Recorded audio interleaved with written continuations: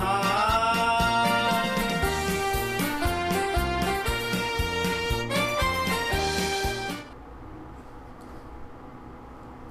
สบายดีท่านผู้ชมที่เคารพพบกันในแรงวันศุกร์วันที่20มิถุนายน2026ในเวลา 5 โมงถ่ายทอดออกจากรายการทีวีของฟรีลาวกับบ่แม่นเกี่ยวกับประเด็นการเมืองลาวที่ยังบ่ทันได้สุดสิ้นอาจจะต้องต่อสู้ไปเรื่อยๆจนกว่าเห็นความยุติธรรมเกิดขึ้นในความเป็นจริงของรัฐบาลรัฐจักรลาวที่ได้ถูกขับไล่ออกจากอำนาจในปี2573วันที่11กุมภาพันธ์นั้นเราก็ได้บอกกันมา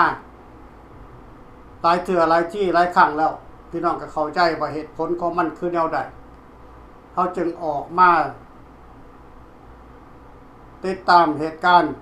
เพื่อนำไปสู่ความแก้ไขนำไปสู่การแก้ไขในอนาคตเพราะว่าเวลามันผ่านไป50 ปีแล้วก็ยังบ่ทันสามารถจะเรียกร้องความเป็นธรรมจากองค์การสหประชาชาติได้เหตุผลก็มีหลายเหตุผลแต่ละยุทธวิธีของรัฐบาลภายหลังสนจักรลาวเฮ็ดมาตั้งแต่ปี2575จนถึงทุกวันนี้ก็ยังบ่ได้เป็นผลสำเร็จศาลก็จึงได้ออกมาเพื่อต่อสู้เพื่อประชาธิปไตยเพื่อสืบทอดของความต่อสู้เพื่อความเป็นธรรมให้แก่พ่อแม่พี่น้องประชาชนคนลาวทั้งประเทศผู้ที่เป็นเจ้าของแผ่นดินโครงการในมื้อนี้นโยบายในมื้อนี้ประเด็นในมื้อนี้เราจะมาเว้าถึงว่าประเทศสาธารณรัฐประชาธิปไตยประชาชนลาวได้เข้าสู่วงการองค์การสหประชาชาติได้อย่างใดในปี2575ไกรสอน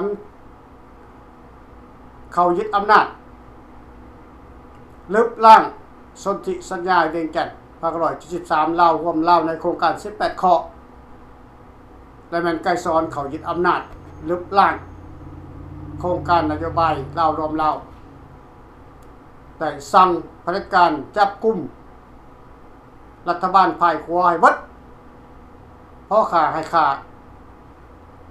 พอจับให้จับเอาไปคุมขังไว้ในบ่อนที่ลับๆบ่อนสหประชาชาติจะไปสอบบ่เห็นบ่อนใดที่องค์การ ICC IRC ไปสอบบ่เห็นจะเป็นก็ต้องได้เอาไปขังไว้ตามชายแดนลาวเวียดนามถ้าหากว่ามีการกวดขันเกิดขึ้นเขาก็จะยกย้ายนักโทษทางการเมืองนั้นข้ามแดนไปอยู่ข้างประเทศเวียดนามเพื่อหลีกเลี่ยงการสอบสวนเพราะเราของพวกเขาได้เซ็นสัญญาหยุดยิงเป็นทางการในวันที่11กุมภาพันธ์73ซึ่งบ่มีไกรสอนอยู่หั่นบ่มีพรรคประชาชนปฏิวัติลาวอยู่นั่นอยู่ในโครงการ18ข้อถ้าพวกท่านเขาไปอ่านเบิ่งในโครงการ18ข้อสัญญาหยุดยิงลาวรวมลาวนั่นมันบ่มีชื่อไกรสอนและก็บ่มีชื่อพรรคประชาชนปฏิวัติลาวมีแต่ชื่อของสุภาในวงศ์พวกแนวลาวหักซากภายประเทศลาวนั่นคือโครงการ18ข้อแต่ในเมื่อเขาเจรจาหยุดยิงเขาเป็นรัฐบาลร่วมรัฐบาลผสมแล้วไกรสอนยึดอำนาจของสุภาในวงศ์ไกรสอนยึดอำนาจของรัฐบาลภายราชจักรลาวไกรสอนนำเอาพรรคประชาชนปฏิวัติลาวขึ้นมาเป็นทหารป้องกันกวดล้างรัฐบาลเก่าตั้งรัฐบาลใหม่ขึ้นมาคือสาธารณรัฐประชาธิปไตยประชาชนลาวนั่นคือเหตุการณ์ที่มันเป็นมา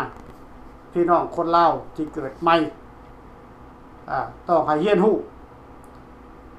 แต่คิดบ่ว่ารัฐบาลภายราชอาณาจักรลาวนี่จะดับศูนย์หมดสิ้นหลังจากจับไปเค้นขาเป็นหมื่นคนเป็นแสนคนแต่ก็ยังมีลูกมีหลานของภายรัฐบาลภายขัวที่ยังเห็นความเป็นจริงที่บ่ได้ถูกแก้ไขฉะนั้นจึงได้ออกมารวมกันจับมือถือแขนกันลุกขึ้นเรียกร้องถึงองค์การนานาชาติเรียกร้องถึงประเทศต่างๆที่เป็นพันธมิตรให้เข้ามาเป็นพยานในการฮื้อฟื้นสนธิสัญญาเวียงจันทน์173ครั้งนี้โดยให้มีการเจรจาผ่านองค์การสากลพี่น้องรัฐบาลลาวรัฐบาลสปป.ลาวหลังจากยึดอำนาจไปประกาศเป็นสาธารณรัฐประชาธิปไตยประชาชนลาวอย่างผิดกฎหมายไกรสอนได้ปิดประเทศไป12ปีบ่ยอมพ่อพันโลกภายเสรีเพราะโลกภายเสรีเป็นโลกที่ให้ความยุติธรรมทุกๆประเทศต่อทุกๆประเทศเกี่ยวกับสงครามการเมืองดังนั้นแล้วไกรสอนผู้ดีไกรสอนจึงบ่เปิดประตูเข้าสู่โลกสากลคือองค์การสหประชาชาติไกรสอนปิดประตู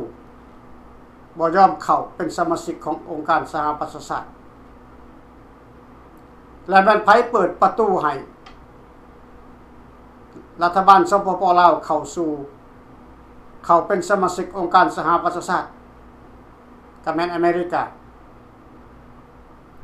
แม่นสหรัฐอเมริกาเป็นผู้เปิดตัวให้รัฐบาลสปป.ลาวเข้าเป็นสมาชิกองค์การสหประชาชาติ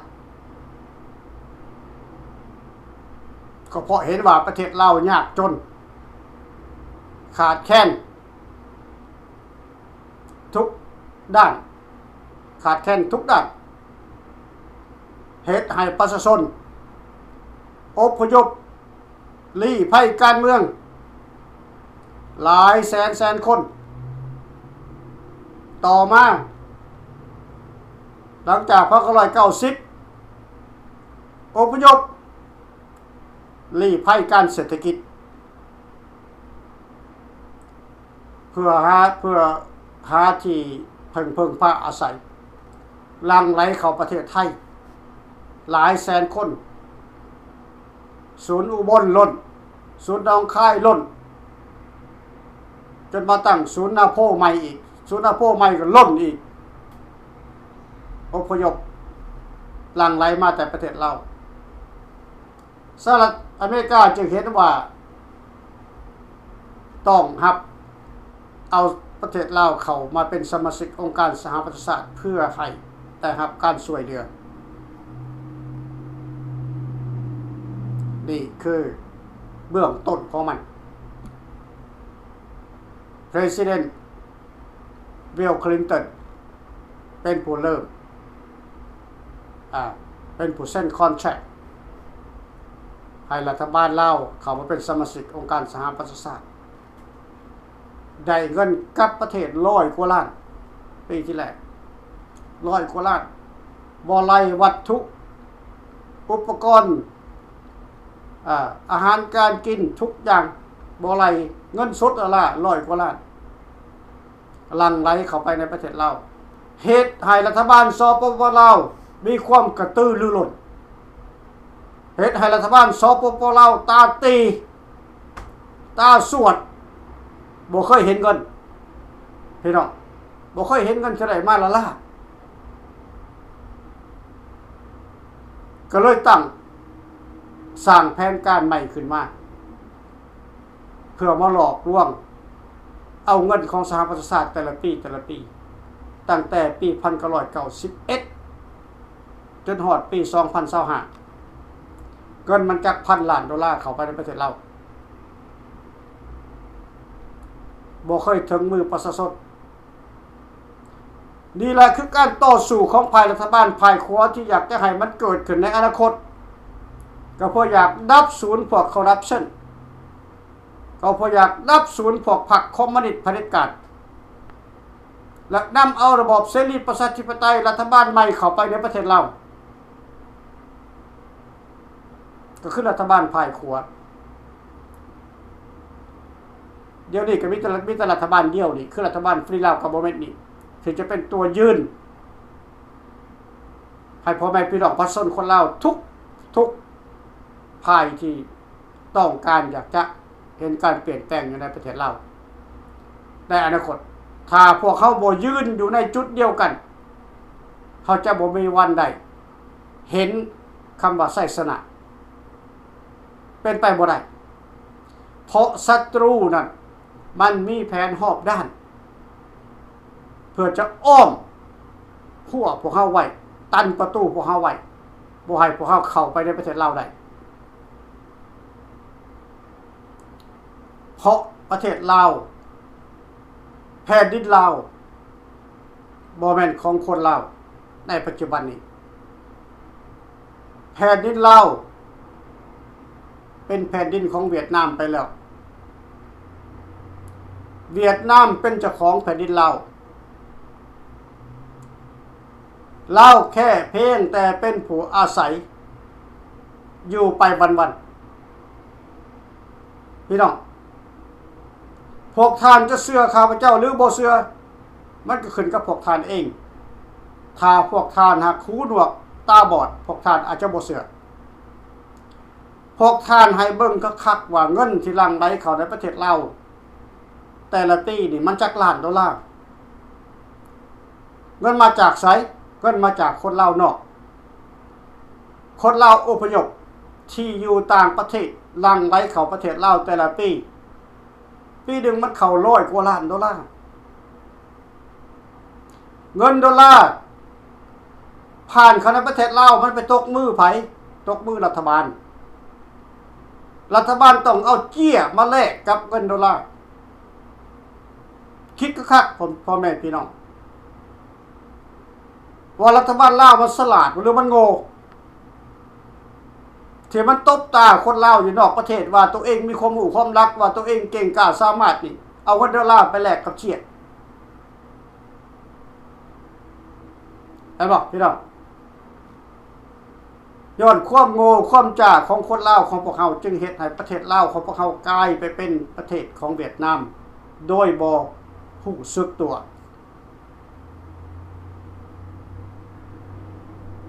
ทุกวันนี้ไผในเสื้อพวกเขาว่าประเทศลาวเป็นประเทศเวียดนามน้อยนักจะคิดเหมือนกับพวกเขาคิดก็ย้อนความโง่บ่ทันเขาเป็นอย่างอันนั้นซ้อนไส้กับทองรุ่นจึงบินมาต่างประเทศบาง2 ปีก่อนนั่นทองรุ่นไปทางฝรั่งเศสซ้อนไส้มาอเมริกามาเปิดสัมมนาเฮียห้องให้คนลาวนอกประเทศเข้าไปช่วยกันพัฒนาสร้างชาประเทศชาติของคนลาวของพวกเขาพวกท่านเห็นว่าเขาจะให้พวกท่านสร้างหยังเขาบ่ได้สนใจว่าพวกท่านให้พวกท่านไปสร้างโปรเจกต์ใดทั้งสิ้นเขาเพียงแต่ล่ออยากให้พวกท่านนั้นบินเข้าไปในประเทศลาวถือเงินเข้าไปพลละ5,000 10,000แต่ละคนน่ะเท่านั้นที่เขาต้องการเอาเงินไปใส่มือเขาไปแลกกับเจี้ยเอาเจี้ยก็มาใส่ซื้อนั่นซื้อนี่ในประเทศลาวน่ะมีแต่เจี้ยมันบ่เป็นเงินเจี้ยโอเคพี่น้องให้เข้าใจฉะนั้นแล้วเฮาอยากกวดล้างพวกนี่พวกสแกมเมอร์นี่พวกคอร์รัปชันนี่พวกเผด็จการนี่เขาก็ต้องเข้ามาอยู่ในรัฐบาลฟินแลนด์กับโมเมนต์แล้วก็ช่วยกันผลักดันให้มีการเจรจาผ่านทางสากลให้มีการฟื้นสนธิสัญญาให้มีการเลือกตั้งรัฐบาลใหม่ขึ้นมาขึ้นกับประชาชนว่าจะตั้งรัฐบาลใหม่ขึ้นมาบ่หรือจะมีการเลือกตั้งแบบเสรีประชาธิปไตยก็แล้วแต่ นี่คือแผนการของฟรีลาวกับบ่แม่นและเฮาบ่ได้ยุติแค่นี้ทุกวันนี้เฮาเพียงแต่เรียกร้องไปถึงพ่อแม่พี่น้องประชาชนคนลาวให้ตื่นเท่านั้นให้ตื่นถ้าพวกท่านบ่ตื่นพวกท่านก็จะเป็นหมูหับใส่สปปลาวเพราะสปปลาวเขามีแต้มเนื้อกว่าพวกท่านปัจจุบันนี่คนลาวหลั่งไหลเข้าประเทศลาวขายเรือนขายซ่านขายดินขายรถหลั่งไหลเข้าประเทศลาวคิดว่าจะไปสร้างชีวิตใหม่อยู่ประเทศตัวเองข้าพเจ้าเห็นหลายแล้วกลับมาตายอยู่อเมริกาทั้งหมด 99.9% กลับมาตายอยู่อเมริกาหลังจากทุ่มเทเงินคำมากมายแล้วบ่เห็นว่าใครอยากตายอยู่ในประเทศเราตายอยู่ในประเทศเราแล้วยังบ่แล้วอีกยังเอาศพมาอเมริกาอีกเอามาตายยังอเมริกาตายอยู่ประเทศเราแล้วก็พังอยู่ประเทศเราบ่ได้อีกพี่น้องได้เอาศพมาอเมริกามาพังมาจูดกันอยู่อเมริกาพี่โง่หรือจะถามโง่หรือจะอันนี้บ่ได้ด่าเว้าความจริงบ่ได้ด่าเว้าความจริงบ่ได้ด่าพวกท่านอยากให้พวกท่านตื่นตัวโครงการที่จะต่อสู้กับรัฐบาลสปปลาวเฮามีหลายโครงการแต่เฮาเว้าบ่ได้โครงการอันที่จะเกิดผลในอนาคตเฮาเว้าบ่ได้ผ่านรายการอันนี้คือการโฆษณาเรียกร้องให้คนลาวเฮาเข้าใจว่ารัฐบาลฟรีลาวกับบ่แม่นนี่เป็นรัฐบาลที่ยืนตัวก้งกันข้ามกับรัฐบาลสปปลาวเป็นศัตรูนัมเบอร์1ของรัฐบาลสปปลาวบ่แม่นจะมาเว้ากันเยื่อย่อยลิ้นบ่แม่นเฮามีแนวคิดอยากจะปีนรัฐบาลให้มันถูกต้องตามกฎหมายของสากลเพราะรัฐบาลสปปลาวนี่ได้ขายประเทศให้เวียดนามไปแล้วให้แก้วไปแล้วถ้าพวกเขาบ่ฟ้าวถ้าพวกเขาบ่เล็งพวกเขาจะบ่มีโอกาสไปจังว่าบ่มีโอกาสศัตรูมีหอบด้านศัตรูของรัฐบาลฟรีลาวกับบ่แม่นศัตรูของรัฐบาลภายราชอาณาจักรลาวจริงๆฟรีลาวกับบ่แม่นนี่คือรัฐบาลราชอาณาจักรลาว 100% พี่น้องนอนอยู่ในโครงการ18ข้อพวกท่านอาจจะบ่มั่นใจกับคำบอกของข้าพเจ้าแต่มือหนึ่งพวกท่านจะรู้ว่าคำบอกของสามเหล่าทหารกล้านี้มันมีจริงใช่มันมีจริงได้ระยะนี้เวลานี้เฮาต้องการหางเสียงจากพ่อแม่พี่น้องประชาชนคนเราให้เตรียมพร้อมเข้าร่วมในวงการว่ามันจะเข้ามาโซหน้าโซตาบ่แม่นให้เตรียมพร้อมอยู่ในบ้านไผบ้านมันเฮือนไผเฮือนมันพี่น้องถ้าพวกท่านเห็นยังเกิดขึ้นในประเทศเราพวกท่านก็ต้องช่วยเหลือเขาใช่มีข้าวให้กินก็เอาไปให้กินมีน้ำให้กินก็เอาไปให้กินบ่ได้ปลอดภัยก็พาเขาไปอยู่นั่นคือการร่วมไม้ร่วมมือ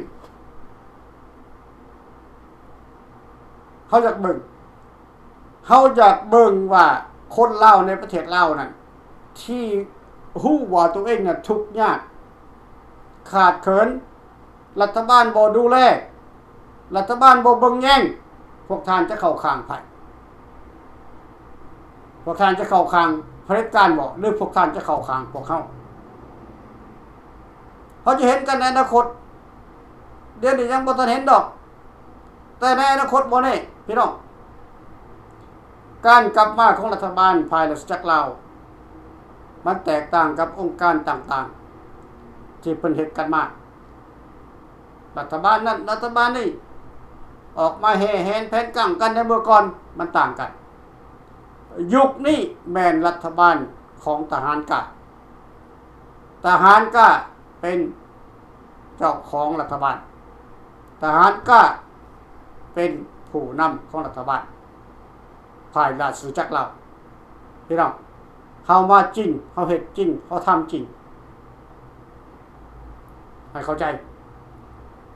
การทำงานของพวกเรามันไปได้ใกล้กว่าที่พวกท่านเห็นมันไปได้ใกล้ที่กว่าที่พวกท่านคิดนะแต่มันก็ยังบ่สิ้นจนกว่าว่าจะได้เห็นฮู้ว่าคนลาวทั้งหมดพร้อมแล้วบ่พร้อมที่จะติ้งระบบการปกครองแล้วบ่เขาจะเห็นน้ำใจพวกท่านข้าพเจ้าเห็นคำชมข้าพเจ้าเห็นคอมเมนต์ต่างๆนานาแต่มันก็บ่เพียงพอบ่เพียงพอพี่น้องอยากได้มากกว่านั้นหลายกว่านั้นเขาจังสิมั่นใจการที่จะขับไล่รัฐบาลเผด็จการที่เขาคงอยู่มาฮอด50 ปีนี่พวกท่านคิดว่ามันง่ายบ่มันบ่ง่ายเด้ได้เมื่อว่าคนพายเฮานี่ไปลงเสือพายเขาเกือบหมดแล้วแต่คนที่เคยเป็นศัตรูกับเขาก็กลับไปเป็นมิตรกับเขาคนที่เคยสู้กันมา30 ปี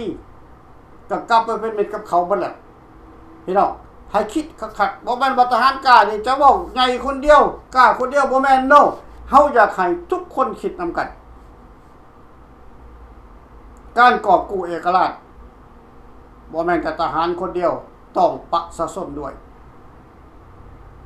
สำคัญข้าพเจ้าเคยบอกไปแล้วว่า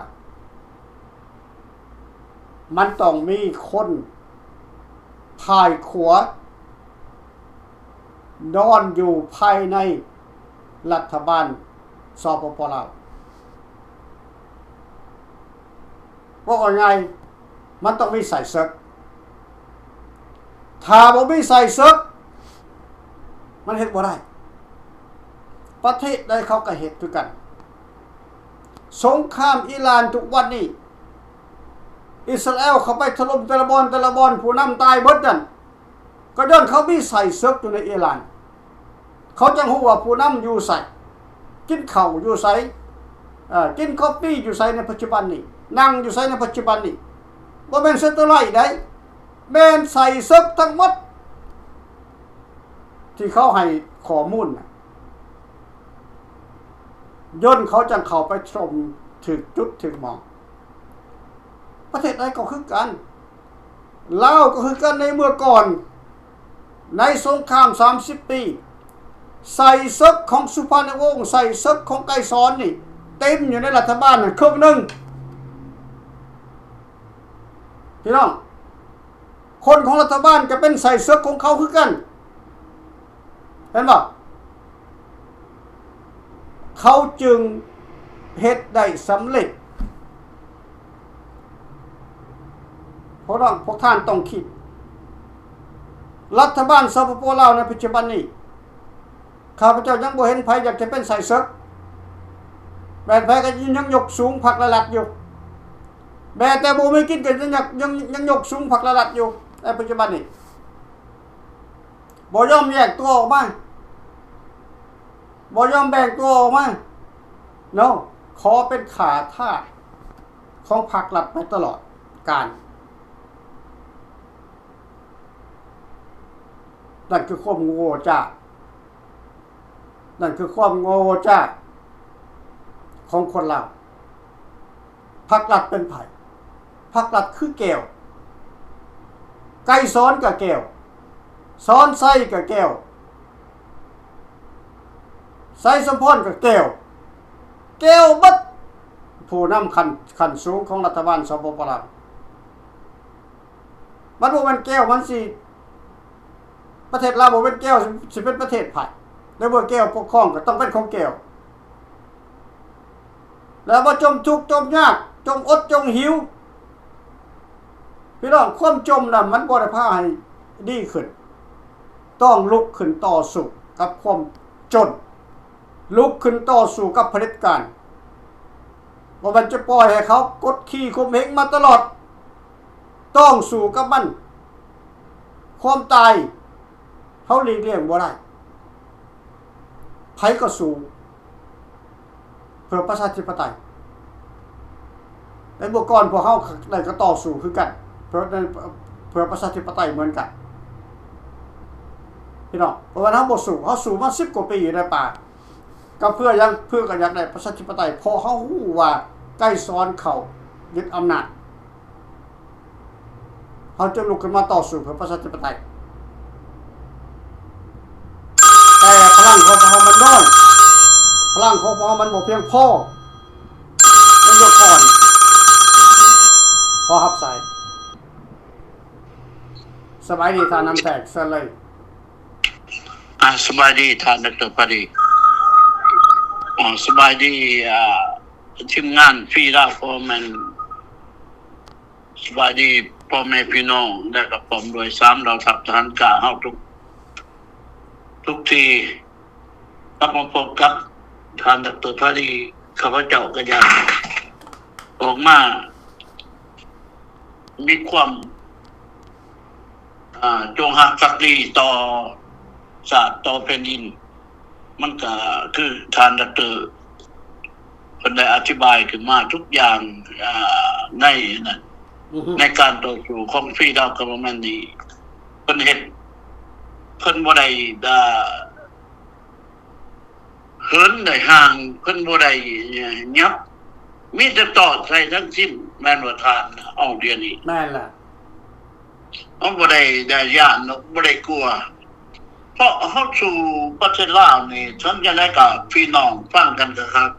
เฮาสู่เอาประเทศลาวนี่เฮาสู่เพื่อกำจัดแก้วนี้จากประเทศกำจัดแก้หรือว่าคนต่างประเทศออก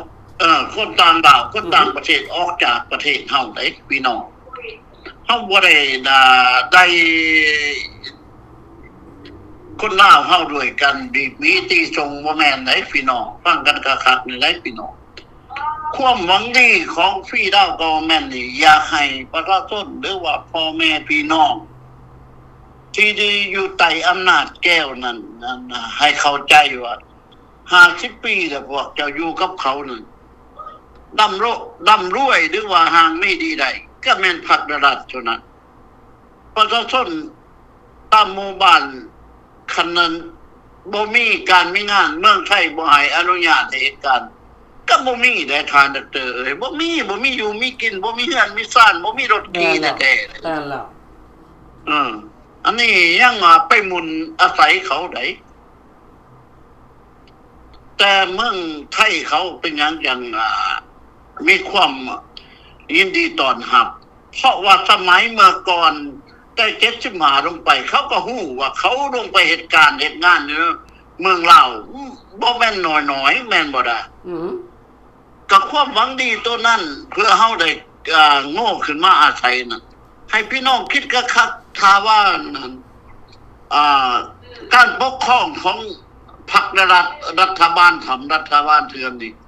มันมีความจงรักภักดีคือตอนมันเว้ามันสิเข้ามานั่นมันบ่เป็นจังซี่แม่นบ่ล่ะท่านดร.บ่แม่นแล้วมันบ่เป็นจังซี่อันนี้พี่น้องความฮู้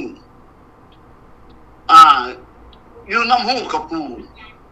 แล้วมันสิมาอยู่เอาประเทศให้มันเจริญได้จังได๋แม่นบ่ล่ะท่านก็ข้างบนออกมาจะทำก็คือให้เขาผู้ออกมาจะฮู้น่าจะให้ประเทศลาวเจริญได้มันก็ออกมากับผู้มันบ่เห็นบ่พี่น้องอันนี้การเปรียบเทียบมันก็กัดต้นเขาแล้วก็เดี๋ยวนี้หั่นรัฐบาลทำนี่ก็กัดประชาชนกินก็แบบเดียวกันแม่นบ่ล่ะท่านอันนี้เฮาอยากให้พี่น้องนั้นได้เข้าใจว่าการต่อสู้ของฟรีดาวกัฟเวอร์แมนต์เฮาแยกห้องเรื่องสัญญาปี1973นี่ท่านรัฐบาลฟรีดาวกัฟเวอร์แมนต์อธิบายให้พี่น้อง ได้ชมได้ฟังอยู่ทุกมื้อทุกวันแม่นบ่ล่ะท่าน แม่นแล้ว อันนี้ควรจะเข้าใจพี่น้องแต่เขาต้องกันข้ามเลยท่านต้องกันข้ามกับคำเว้าหมู่เฮานี่เพราะเขายังหลงไหลไปฝันแห่แหนการกันนำพวกรัฐบาลทำรัฐบาลเถื่อนรัฐบาลสอโกง แม่น รั แล้ว ฐบาลปล้นนี่ นั่นแหละ เขายังไปหลงทางน้ำเขาอยู่แทนที่เขาใดเขาหนีตีเขาจงแล้วเขาขาเขาตายเขาเป็นยังข้าพเจ้าจะเอาเรื่องเก่าเพราะว่าเขาสู่นี่ก็เรื่องเก่าแม่นบรทาน แม่นแล้ว เขาบ่ได้เอาเรื่องใหม่มาสู่ได้นี่เรื่องเก่าคือสัญญา73นี่มันแน่นอนมันตายตัวนะบ่ว่าน่ะผู้รักผู้ใหญ่ผู้มีอำนาจถ้าเดินในโครงการของปี1973นี้แน่นอนว่าถ้าเล่านอกเล่าในเล่าที่ว่าเขาว่าความทับหูน้ำกันนี่บักแก้วอยู่ประเทศลาวบ่ได้ดอกทานเด้อ อยู่บ่ได้อยู่บ่ได้ อยู่บ่ได้แท้ๆเบิ่งเนซูเวดาเขาเฮ็ดได้แม่นบ่ล่ะ อือ เบิ่งอิหร่านเขาเฮ็ดเด้อันนี้ประเทศลาวนี่เห็นบ่ไปกราบไหว้นายเจ้าฟ้าเจ้าชีวิตของเมืองไทยแต่ของตัวเองพวกจังไรเอาไปขาดถิ่มหมดเจ้านายผู้ที่มีความรู้มีปัญญาที่สร้างตาพัฒนาพากันขนไปขาดถิ่มหมดแล้วบัดนี้ตัวเองเป็นกล้วยตู้หมุนออกมาจากถ้ำมือเป็นจุตีบ่หรือเป็นกระปูออกมาจากหูจากถ้ำเฮ็ดหยังมันสิเป็นมีแต่กัดกินคนเท่านั้นแม่นบ่ล่ะตา แม่นแล้ว มีจะกินแค่นั้น อันนี้เฮาอยากให้พี่น้องคนลาวนี่น้ำมือมันคูณทวีเดี๋ยวนี้น้ำมันหันจอกหนึ่ง37,000เนี่ยจอกหนึ่งไหน อือ บ่แม่นสิกวดหนึ่งแก้วหนึ่งไหนจอกหนึ่งนี่37,000 อือ เขาแท็กมาให้ข้าพเจ้าเบิ่งนะนี่37,000กีบแล้วถ้ามีรถมีร่างมันจะเอาน้ำมันใส่ได้มันจะไปทางใดได้ไปใช้ก็บ่ได้ได้เขาว่ามีรถก็จอดไว้ แม่นแล้ว ขี่ก็บ่ได้บ่มีเงิน อือ ซื้อน้ำมัน อือ อาศัยไปเหตุการณ์เมืองไทยแค่นั้นบัดนี้เหตุการณ์เมืองไทยปากท้องเจ้าเด้การเสียภาษีเสียทุกเวทรูปแบบที่ว่าภาครัฐมันไม่แหกมันแม่นบ่ล่ะมันมองแม่นน้อยพี่น้องประชาชนคนลาวเฮาความจนคือพระบาทสมเด็จพระเจ้ามหาชีวิตไปพากันกราบเฮ็ดยังเฮ็ดสู่ขวานผูกแขนสารพัดที่จริงบักทั้งรุ่นมันสิเข้าวัดจักเทื่อบักทั้งรุ่นบ่ไปใส่บาตรจักเทื่อบักทั้งรุ่นบ่ฮับฝ่ายผูกแขนจักเทื่อเห็นบ่ของแก้วเด้แม่นบ่ล่ะ แม่นแล้ว มันสิเฮ็ดหยังมันบ่เฮ็ดได้เรื่องนั้นคือมันเข้ามาตำอิดพี่น้องเจ็ดที่มาปืนอากาศถ่ายปืนอากาศมันนอกหัวพระมันสิบ่ว่านอกซื่อๆได้ทำซื่อๆได้ขาดสิบ่แม่นบ่ล่ะ อือ แล้วเดี๋ยวนี้คนลาวเฮามันแห่แหนเป็นกังน้ำพุทธศาสนามันก็เอาตัวนั้นมาบังหน้าปั๊บโดดเห็นบ่เพราะการพลิกไหวของเขาพวกคอมมิวนิสต์คิดชั่วนี่ที่ว่ามันหัวคิดมันบ่หายแห้งได้พี่น้องมันหายแห้งพลิกเกมเจ้าเกมพลิกตลอดเลย แน่นอน และผู้รักผู้ใหญ่หั่นที่กล้าออกมาต่อสู้ต่อดากต่อคนบ่ฮอดพระบาทสมเด็จเฮากล้าออกมาต่อสู้บ่แม่นบ่ล่ะบ่มีไดบ่มีเจ้านายบ่มีเพราะเป็นหยังเป็นจังซั่นไปโดนอยู่สมณากลับมาแล้วมันหมดปัญญาแม่นบ่ล่ะท่าน อือ และพระบาทสมเด็จเพิ่นก็ออกมาสละบัลลังก์เดี๋ยวนี้มันอยากได้คืนเดี๋ยวนี้มันอยากได้มีเจ้าฟ้าเจ้าชีวิตบ่ฮู้ว่าไผสิคิดตัวต่อประเทศถ้ากลับไปเป็น เจ้าฟ้าเจ้าชีวิตของเขาว่าท่องดุนท่องสิงคำไตแกสอนนี่บ้านนี้บ่เหลือหดขนเด้ข้าพเจ้าว่าที่โลด นั่นแล้ว หรือว่าอะไร นั่นแล้ว บ่เหลือหดขนได้บ้านนี้เดี๋ยวนี้มันวดเอาอยู่เด้มันเปลี่ยนยุทธวิธีเอาอยู่เด้แม่นบ่ล่ะ นั่นล่ะ มันเปลี่ยนทุกรูปแบบ เพราะว่านายพลนายพันมันก็ถวายมันก็ถวายเงินมาให้โอ้ยทานมาทอมาบ้านเมืองดีแล้วบ้านเมืองอยู่เย็นเป็นสุขบ่มีการปลอดภัยทุกทานนั่นมาปลอดภัยทั้งหมดมันก็เอาผู้หนึ่งเป็นตัวอย่างสองคนเป็นอย่างใกล้นั้นมันก็คนไปลงคุณจีวัดนั่นพี่น้องอันนั้นแหละหัวคิดของแก้วอาหนุ่ยมันโกยขี้ข้อเจ้าเนี่ยผมมีลงแม่นบ่อาจารย์ บอกพี่แหละมันได้ยึดประเทศ50 ปีแล้วมันยังบ่ลงแล้วเด้อแม่นน่ะถ้าคนเล่าเฮาระวังเล่านอกเล่าในเข้าใจถึงกันและกันแน่นอนเลยมันสิขี้อยู่หั่น9 คน10 คนมันก็อยู่บ่ได้อันข้อเสือมันเตื่อยเมื่อเอาตัวอย่างคือกันกับอิหร่านผู้นำอยู่ใส่แล้วก็ผู้ที่มีคุณสมบัติอยู่ในประเทศมันอยู่ใส่แล้วเบิ่งเขาอิหร่านเบิ่งเขานำขาลูกชายขึ้นมาเขาขาดทิ่มเลยดิแม่นบ่ล่ะก็เบิ่งเอาแล้ว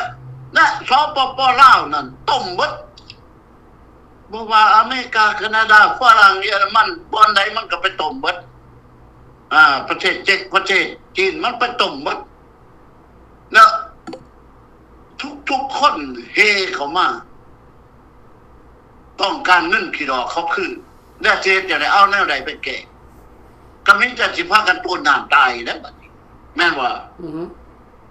เพราะนั้นทางหลีกเลี่ยงบ่มีอีกแล้วติดหนี้จีนเท่าไหร่ติดหนี้ไทยเท่าไหร่ติดหนี้แก้วเท่าไหร่เอาเบิ่งอันนี้ล่ะจังว่าเฮาอยากให้คนลาวนั้นถึงจังได๋น้อยบ่หลายตายบ่เบิดเขามาตอมโฮงกันซาแม่นบ่ล่ะท่านทั้งนอกเราในเฮาเอิ้นว่าลาวอันเดียวกันมากู้เอาศาสตร์อธิปไตยของเฮาคืนมาคือพวกข้าพเจ้าคือทานดร.นี่ก็พากันนอนอยู่ป่าอยู่ภูตั้งเป็น4-5 ปีก็มันก็ยังบ่ตายแม่นบ่ล่ะท่านมันยังได้มาออกมานั่งเว้าอยู่ในหน้าจอให้ท่านได้รับชมมาฟังอยู่แม่นบ่ล่ะแม่นล่ะถ้าบ่ฮอดมื้อมันบ่เป็นหยังนะท่านแต่เฮาอย่าไปหลงไหลไปฝันกับพวกคอมมิวนิสต์มื้อนี้มันดีมื้อหน้ามันชั่วได้แม่นบ่ล่ะท่านนั่นล่ะนาไว้หลังหรอกนั่นน่ะจังเพราะฉะนั้นดาวเฮาถึงจะแม่นอยู่ทางฝั่งก็เช่นเดียวกันผู้รักผู้ใหญ่สั่นผู้อาวุโสอยู่อเมริกาแคนาดาเช่นเดียวกันพวกใหม่ร่วมมือกันเป็นน้ำหนึ่งใจเดียวกันเอาศาสตร์เอาแผ่นดินเฮามาก่อนคอยจะมาเว้ากันที่หลังเรื่องความทุกข์ยากปากหมองเรื่องความอึดความอยากมันว่าอาจารย์แม่ล่ะเฮาเอาบ้านเมืองเฮามาก่อนท่านเอ้ยอันนี้ก็ขอให้ทุกท่านที่ฟังอยู่ข้าพเจ้าเว้าถึงแม่นแท่งไปถึงหัวใจก็บ่เป็นหยังด้านต่อสู้เฮาต้องแท่งให้มันถึงมิตรหน่วยเนาะท่านก็บอกความจริงถึงจะได้ค่ะขอราร่มท่านนักเตะพอดีโอเคขอบใจท่านนั้นใจโอเคบ๊ายบายนี่แหละพี่น้องเฮาอยากให้พวกท่านเขาถึงข้อมูลของพวกเฮาบัดนี้บ่ว่าถึงการปิดฉากเมื่อ President Bill Clinton ไปเปิดผ่ากั้งเปิดประตูสปป.ลาวให้เข้าสู่องค์การสหประชาชาติได้50 ปีผ่านไปรัฐบาลสปป.ลาวบ่เคยปฏิบัติตามสนธิสัญญาของสหประชาชาติเลยแม้แต่ข้อหนึ่งไปพร้อมคิวบาไปพร้อมรัสเซียไปพร้อมไชน่า พร้อมพ่ายศัตรูแต่มาขอเงินอเมริกาแต่ว่าอเมริกาบ่จดจำไว้ได้เขาจำไว้ได้แต่เขาบ่ทันถึงเวลาเพราะเขาบ่มีผู้นำเขาบ่มีผู้นำภายครัวผู้ที่เขาจะยึดมั่นเชื่อมั่นเดี๋ยวนี้เขาได้ผู้นำภายครัวเชื่อมั่นแล้วก็คือรัฐบาลฟรีเรากับบ่แม่นที่พวกเขาเสนอข้อมูลไปแต่ละครั้งแต่ละที่ต้องการจะให้แบนต้องการจะให้แซงชั่นประเทศเราให้ตั้งรัฐบาลใหม่ขึ้นมาให้ในอนาคตอาจจะเป็นไปได้พี่น้องในเมื่อว่ารัฐบาลอเมริกาเปิดประตูให้สปป.ลาวเข้าสู่โลกภายนอกได้รัฐบาลอเมริกาก็สามารถปิดประตูรัฐบาลสปป.ลาวได้คือกันเห็นบ่พี่น้องเดี๋ยวนี้ประเทศลาวบ่มีทางเดินเดี๋ยวนี้ประเทศลาวบ่มีทางหารายได้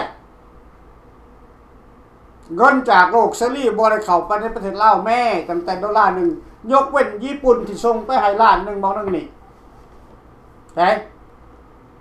เดี๋ยวนะครับพระเจ้าบ่ฮู้ว่าจะไปขอทานอันใดเฮาบ่ฮู้นะก็เพื่อความบ่ให้เสียผู้ใหญ่เขาก็เลยซอยไปเงินนำล้าน2ล้านเขาค่าประชุมเขาครั้งนึงก็ยังหลายกว่านั้นซับค่ามีติ้งเขาน่ะยังหลายกว่าเงินซอยประเทศลาวซับเขาเครือบ่มีความหมายหยังเบิดเขาจึงถิ่มไปซื่อๆบ่แม่นเขาซอยเหลือเขาถิ่มให้ซื่อๆพี่น้องเฮาบ่ถือเรื่องนั้นมาเป็นเรื่องประเด็นของพวกเขาประเทศลาวเดี๋ยวนี้กำลังยากจนทุกอย่างขาดแคลนไปหมดอย่างประเทศเดียวเท่านั้นที่ประเทศลาวคิดอยู่ตลอดว่าจะเพิ่งได้ก็คือประเทศไทย คือประเทศไทยประเทศลาวเคยด่า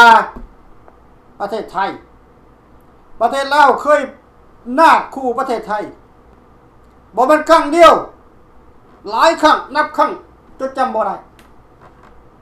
ว่าสปป.ลาวจะยึดประเทศไทยให้ได้ในเมื่อใดเมื่อหนึ่งสปป.ลาวจะยึด16จังหวัดคืนไปเป็นของประเทศลาวได้เมื่อใดเมื่อหนึ่งพี่น้องคำนี้ข้าพเจ้าจำบ่ลืมเลยคำบอกตัวนี้ข้าพเจ้าจำบ่ลืมเลยข้าพเจ้าเสียใจให้เสียกำลังใจให้รัฐบาลซบในรัฐบาลไทยหลายครั้งหลายที่ถือเขานาบคู่และรัฐบาลไทยบ่เฮ็ดหยังรัฐบาลไทยบ่ฮ้อนบ่หนาวข้าพเจ้าก็เสียกำลังใจมาตลอดแต่เฮาเฮ็ดหยังบ่ได้เพราะมันบ่แม่นประเทศเฮามันเป็นประเทศเพิ่นเพิ่นมีทางออกดีกว่าทางที่เฮาคิดทางที่เฮาคิดนี่มันคือการวิธีฮอดแต่ทางออกของเพิ่นนั่นมันเป็นวิธีเย็นต้องเอาน้ำดับไฟบ่แม่นจะเอาน้ำมันมาดับไฟเอาน้ำมาดับไฟนั่นคือโครงการของรัฐบาลไทยอันนี้ก็เกิดผลได้ดีพี่น้องแต่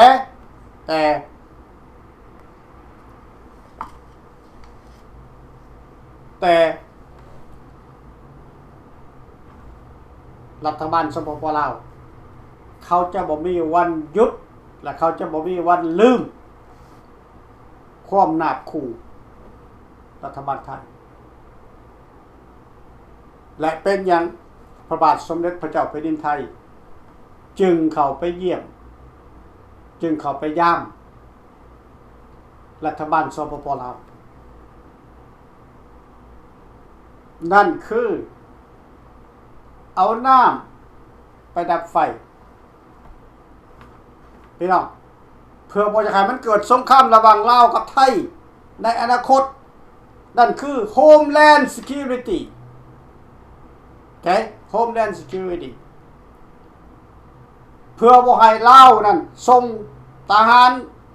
คอมมิวนิสต์เข้าข้ามผ่านชายแดนเข้ามาหุกคานเข้ามายึดสร้างความสร้างสงครามในประเทศไทยอันนี้ดีมันดีเฉพาะประเทศไทย แต่มีมือหนึ่งประเทศไทยจะพันให้เมื่อใดรัฐบาลสปป.ลาวพร้อมสถานการณ์พร้อมเหตุการณ์พร้อม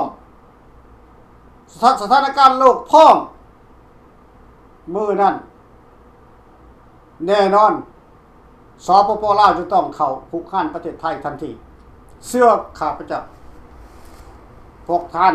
รัฐบาลไทยกระทรวงกลาโหมไทยพวกท่านจะเสื้อข้าพเจ้าหรือบ่เสื้อก็ขึ้นกับพวกท่านเองข้าพเจ้าเตือนได้สำนี้แต่ถ้าเมื่อใดพวกท่านต้องการหน่วยป้องกันพวกเฮาก็พร้อมที่จะช่วยเหลือพวกท่านเหมือนกันเหมือนกับที่พวกเฮาเคยอยู่รวมกันในเมื่อก่อนพวกเฮายังบ่ลืมบุญคุณของพวกท่านในเมื่อก่อนเนาะพวกเฮาบ่เคยลืมถ้าเมื่อใดพวกท่านพร้อมก็ติดต่อกันมาเฮาสามารถเจรจากันได้เฮาบ่ได้อยากจะสร้างข้อมูลแห้งแต่เฮาต้องมีการเตรียมพร้อมเพราะเดี๋ยวนี้ทุกอย่างมันเปลี่ยนแปลงขัวขานำของมาจากบ่อนล่ะแต่มันบ่ได้ยากบ่ว่าแต่ขัวน่ะมันบ่สำคัญเท่าไรดอกขัวน่ะเขาสั่งให้จินแดงปิดเขื่อนแม่น้ำโขงปึ๊บดินมันแห้งปั๊บเขากำลังเข้ารถบ่ได้ยากแต่อันนี้คือความจินตนาการคือการจินตนาการของข้าพเจ้ามั่นใจว่าสปป.ลาวบ่เคยลืม16จังหวัดบ่เคยลืมข้าพเจ้ามั่นใจเพราะสปป.ลาวนั่นมันมีแต่สื่ออยู่เบื้องหลังของมันและเป็นเวียดนามต้องการขยายแผ่นดินเวียดนามต้องการขยายอาณาจักรจากพังทะเลเบื้องนั้นจนถึงพังทะเลเบื้องนี้จากพังทะเลตะวันออกหอดพังทะเลตะวันตกพี่น้องเท่าที่เขาสามารถจะเอาได้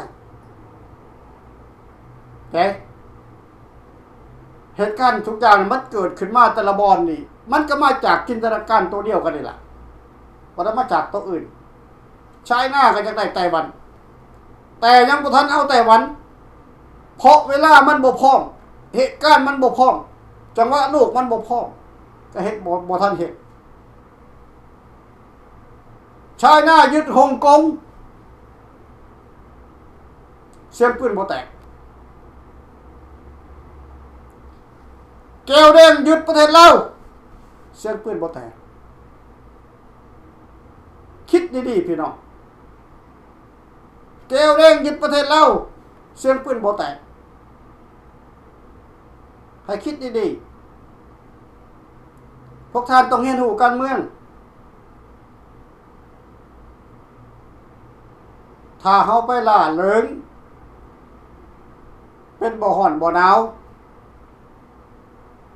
เมื่อศัตรูมันบังเกิดขึ้นมาเขาจะแก้ไขยากที่สุดตามที่ข้าพระเจ้า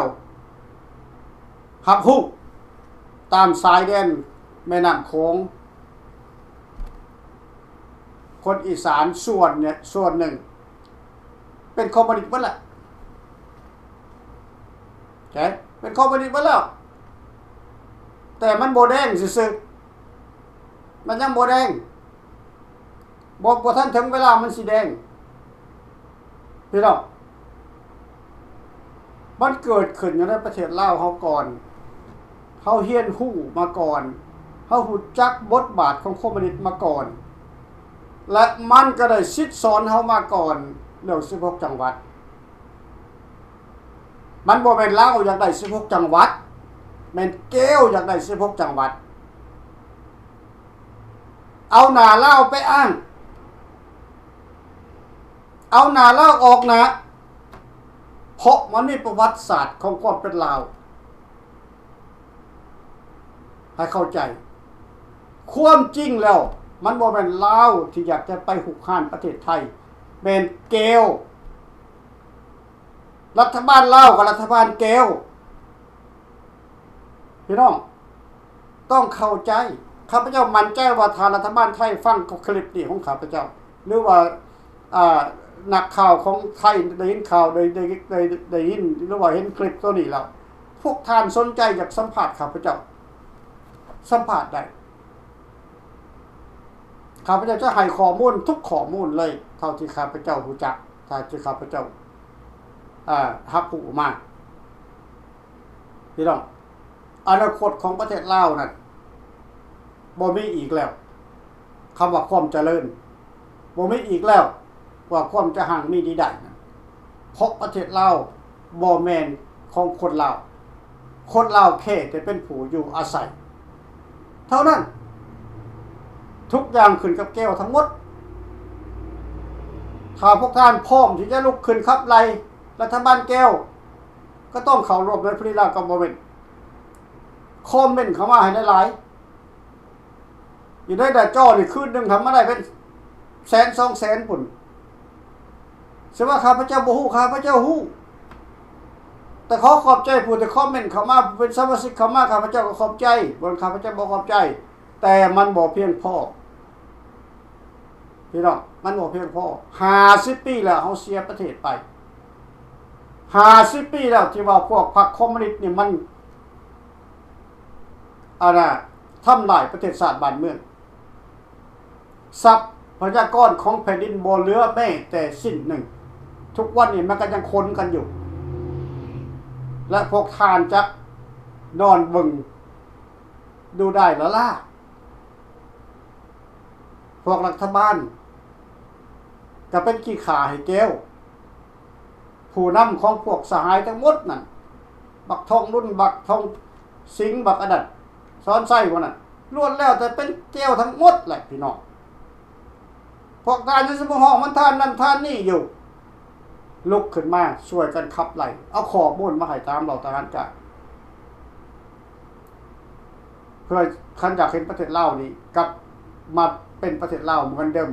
ให้ประเทศลาวมีเอกราชมีประชาธิปไตยเหมือนเดิมนะเดี๋ยวนี้ทองรุ่นมันกำลังปราบทั้งหมดในประเทศลาวนั่นมันโค่นล่มทั้งหมดข้าราชการนับตั้งแต่พ่อบ้านขึ้นไป